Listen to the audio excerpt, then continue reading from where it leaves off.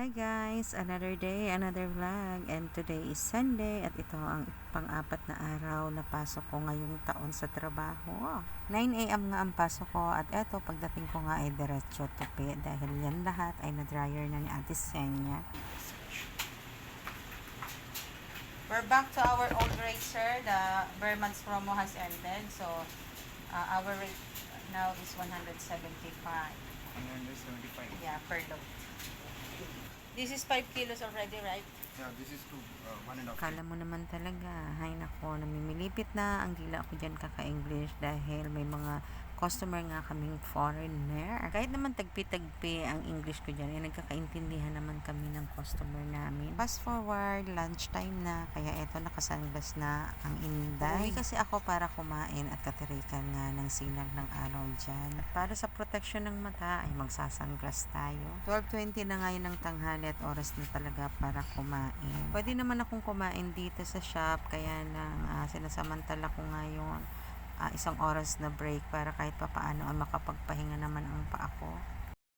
Ganyan ako guys maglakad. Kasi masakit yung paa ko guys.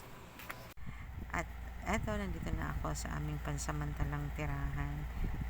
Wala naman pala kaming permanent na tirahan. Lahat pala ay pansamantala.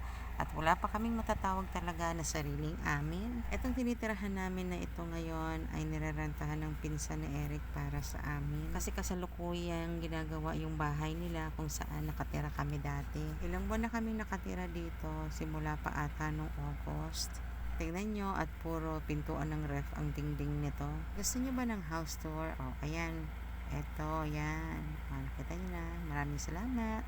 Pagkatapos namin kumain, ayan, at konting pahinga. Tapos, 1:20 na ulit. At eto, pabalik na naman ako sa shop. Pagkabalik, ay diretso tupi dahil marami pa kaming tupiin. Sunday kasi ngayon. At kapag Saturday, Sunday, and Monday, talagang tambak ang aming labahan. Mga oras nito ay mag-isa na naman lang ako dahil nakauwi na dyan yung aking kasama. Alas 5 na rin kasi yan ng hapon, kaya kung makikita nyo, nandito na naman ako sa labas. Marami pa kami dyan tupiin at marami pa ako dyan isasalang. At talagang sobra pang kalat ng kapaligiran dyan. Puputulin ko muna ito dahil hindi nga kami nakapagsimba, kaya online na lang ako magsisimba.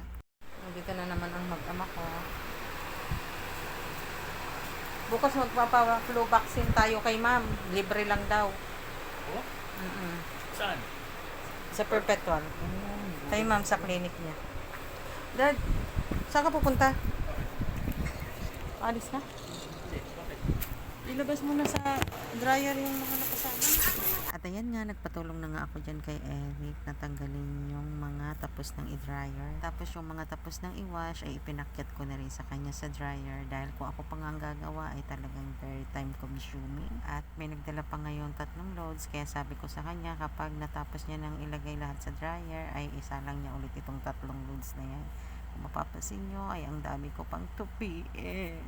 Tapos sobrang kalat pa at gulong-gulo na ako dyan sa kapaligiran. Gustong gusto ko nang ayusin guys. Parang mas lalo akong napapagod kasi kapag nakita kong ganyan kakalat guys. Pero thank you Lord kasi maraming kaming mga customer. At ayan pa nga, may dumating pang another na labahin. Kaya thank you Lord for all the blessings. Kung walang customer, wala rin kaming sasahurin. Kaya sana more customer pa po. Kung matapos ko nang tupiin yung mga kukunin ngayong gabi, ay inumpisahan ko lang ang mag-ayos guys dahil hindi ko na kaya yung kalat. Kating-kati na talaga ang kamay ko na maayos na ito guys. Pero hindi ko na maipapakita kung paano ko inassemble itong rack na to dahil hahaba ang aking video.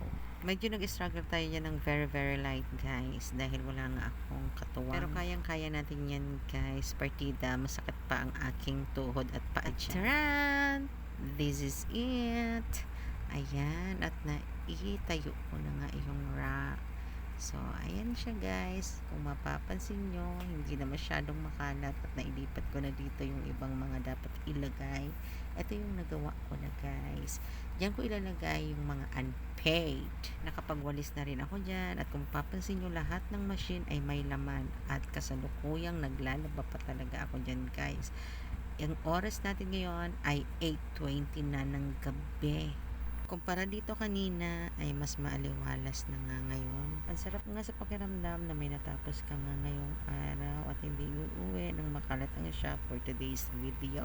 At yung mga nakita nyo nakasalang pa sa washer, ito at isasampay muna natin. Alas 9 na nga yan ng gabi at hindi na nga ako nakapagbalanse dyan. Tinotal ko na nga lang yung pera at bukas na akong magre-record. Bago ako umuwi ay isang pasilip sa mga naisampay kong mga damit. Sa mga nagsasabi na nahalo-halo daw namin ang mga damit ay hindi po. Ito pong sa labas ay isa lang ang may-ari.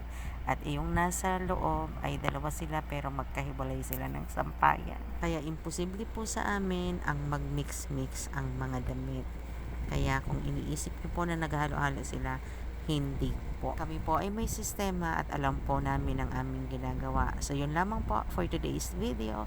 Thank you all for watching. Thank you Lord for all the blessings. Bye-bye for now. Ayan at 9:20 na. Uwian na. Thank you Lord for this day.